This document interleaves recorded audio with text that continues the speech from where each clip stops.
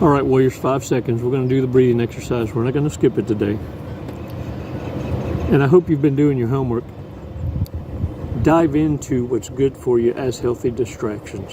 That's the ultimate challenge. And that's the way you beat ruminating. Because the healthy distractions, things that you've never done before, that give you the butterfly feelings, because now you're going to be rehearsing this in your mind, your subconscious mind, even in your dreams.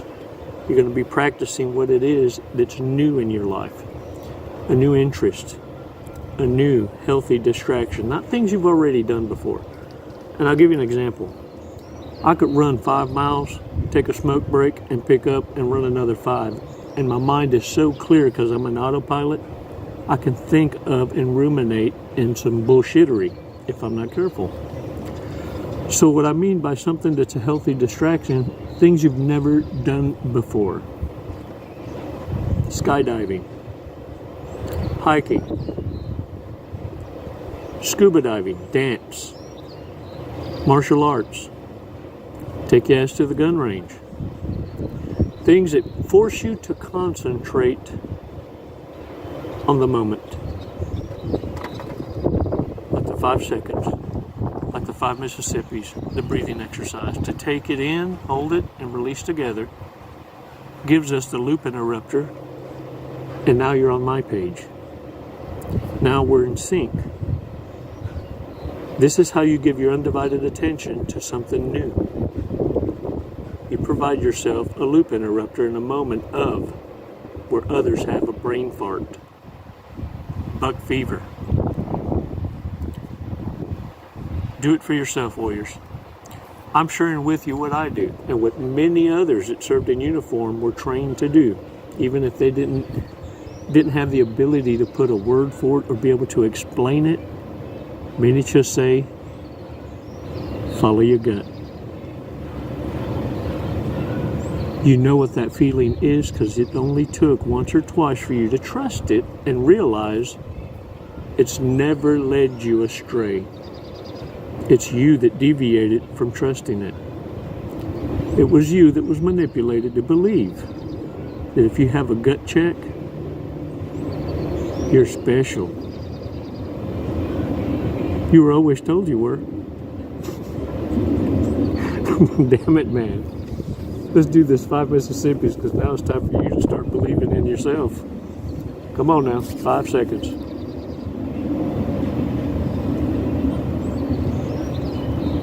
Release slowly. Yeah. Don't forget to shake that shit off, y'all. It never belonged to you. Now look, narcissists want you to be abandoned, alienated, and ignored by your peers. That's why that smear campaign comes into play. But what I want you to realize is the smear campaign started at hello.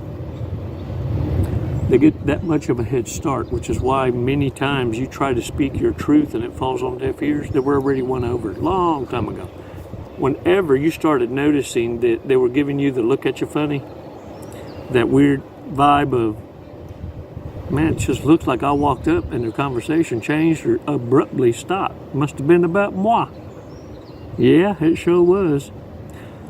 They were waiting for the narcissist. Without them realizing it, they were told to participate as witnesses, and you were fixing to be provoked. Somebody was fixing to flip your ghetto switch. Can I get a what? Many of y'all falling for it, not realizing it. It happens at work. It can happen at family gatherings. Hell, it can happen in your own damn house with siblings and or your own kids and spouse. But this is how it ends up, Warriors. Narcissists end up in that place of honor. Oh yes, an honorable place indeed, one that they created. This place is called abandonment. Being ignored, becoming irrelevant. But get this. When they burn a bridge,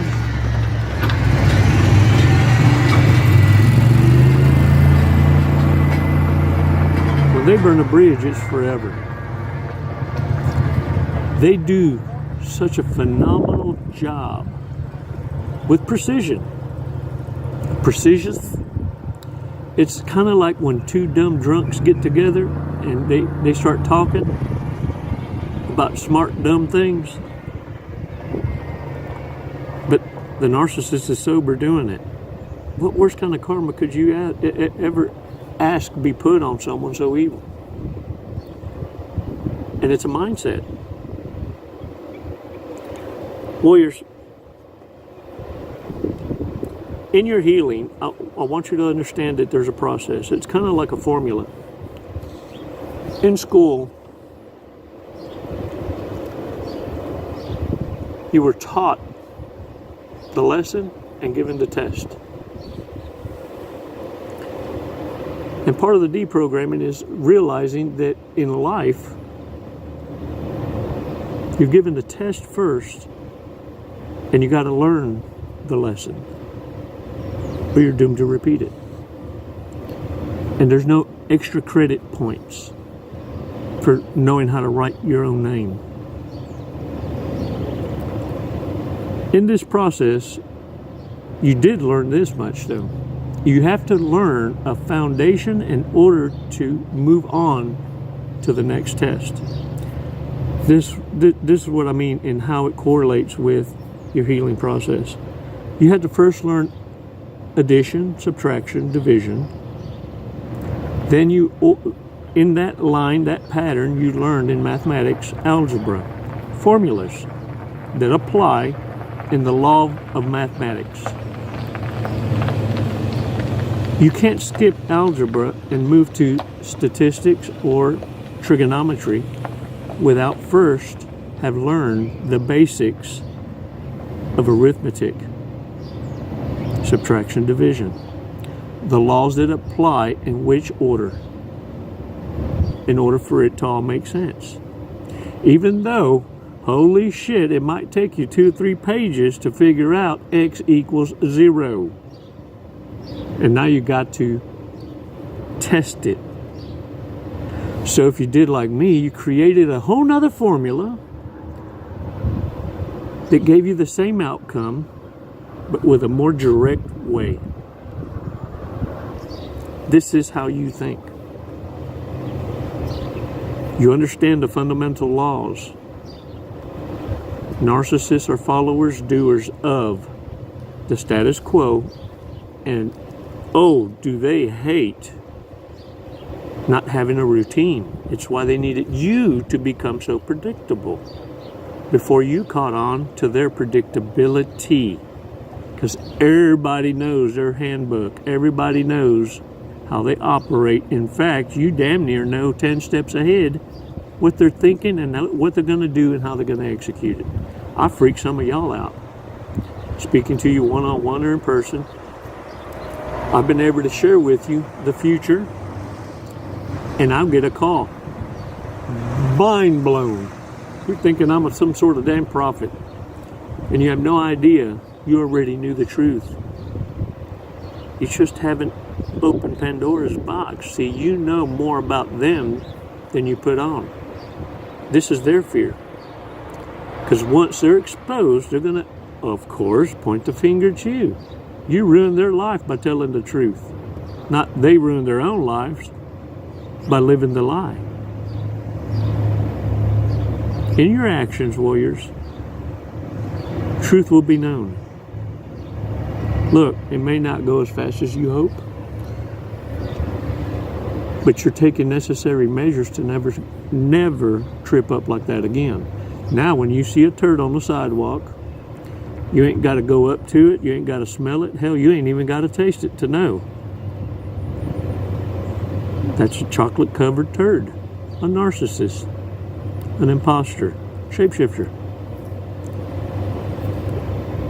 I dare say now, I would hope it'd be less than this, but let me tell you something. In life, any connection you come in contact, be it romantic, be it in academia, be it any family reunions, birthday events, work, any associations, if you feel the need after 30 days to still Always be hyper vigilant about what you say, how you feel. Then I dare say, despacito, despacito, con control, slowly, with control.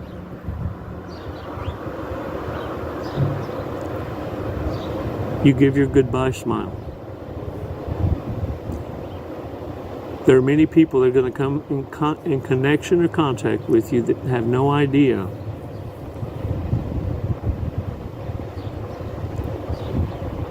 that this was the last time they would ever hear or see of you. The greatest gift you have, warriors, is your absence and your silence. I'm going to tell you a joke. Ahaha. Are you ready? Okay, I bet you got your damn mind cleared for that, don't you?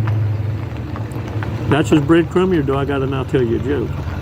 Oh, I won't even tell you. I'll tell you a joke, but look. Let me tell you what happened to me this morning. I was getting ready to do this video, and a friend of mine tells me, dude, them eye drops you got, they're like tingly, aren't they? I said, yeah. I said, it's kind of like dropping the mint in your eyeballs. He said, you ever put them in the refrigerator? I said, no, they're cold enough. He said, man, you put them in the refrigerator, they're even more smooth and feels good. And so I laughed. We laughed it off, right? So anyway, this morning I pulled my eye drops out of the refrigerator, and I put a drop in my eye. This one, I'm left-handed, so I put my eye drop, and I poke my eye. I poke my own eyeball when I jump. It's like jumping the recoil on a rifle. So I ended up poking my eyeball. And I did this one okay, because I already knew what to expect, right? So now I'm thawing out my eye drops. The eye drop in the refrigerator is no bueno. Not good. So anyway, okay, I'll tell you the joke. There's a wife and husband, and the wife goes, why don't you just go to hell? So the husband did. He went to her mama's house.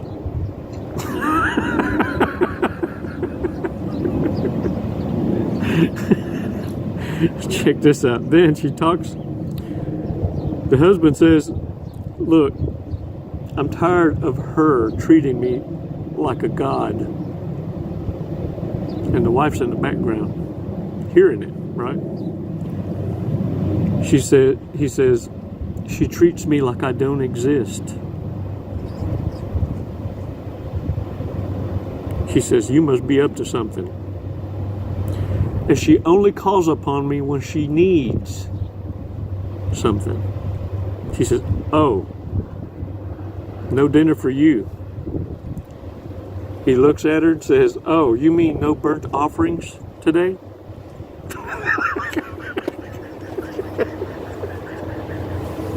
I just thought that was funny. Not picking on the women folk now, come on. Just need to break the ice. Needed to have another loop interrupter. Sometimes we need to find ways not to dwell. That rumination is a bitch. Those healthy distractions are a lifesaver. Feel the pain and the hurt with your new exciting future. Because from now on, your job is to find what makes you the tingly butterfly feelings inside. It ain't nothing better than that in life. Happy dance. All right, y'all, get out there and own it. Remember, it's never goodbye. It's always until next time. And thanks for your support.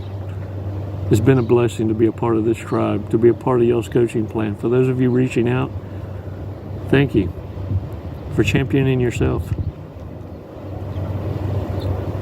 Your freedom wasn't free. I said your freedom wasn't free, was it? Hold the line. Stay in your lane. Stop wondering what people that ride the short bus do. Ain't you had enough of it? I know I have. Now get out there and own it. You got this. Today's got its own worries. I need you to be clear-headed, clear-minded to deal with these immature, M&M missing fools we call narcissists.